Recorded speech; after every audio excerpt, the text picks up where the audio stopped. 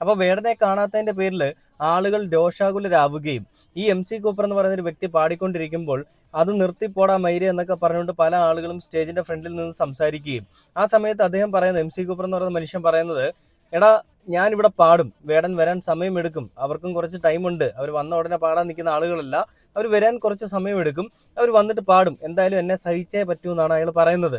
കലാകാരൻ എന്ന് പറഞ്ഞു കഴിഞ്ഞാൽ അയാൾക്ക് പണം വാങ്ങി ഈ പോക്കറ്റിലിട്ടുകൊണ്ട് പോവുക അല്ല അയാളുടെ ഉള്ളിലൊരു ആഗ്രഹം. ഒരു വേദിയിൽ അയാൾക്ക് പങ്കെടുക്കുക, വേദിയിൽ പങ്കെടുക്കുന്നതിനോടൊപ്പം മുന്നിലിരിക്കുന്ന ആളുകളെ കയ്യിലെടുക്കുക, അവർക്ക് വേണ്ടിയിട്ട് എന്തെങ്കിലും ഇൻട്രസ്റ്റിംഗ് ആയിട്ടുള്ള കാര്യങ്ങൾ ചെയ്യുക.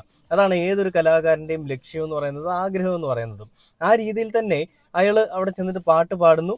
പാട്ട് പാടിയതിന് ശേഷം കാണികളെല്ലാം കൂടി രോക്ഷാകുലരാകുന്നു. കാരണം 6 മണിക്ക് വരുമെന്ന് പറഞ്ഞൊരു വേടൻ 9 മണിയായിട്ടും വേടനെ കാണുന്നില്ല.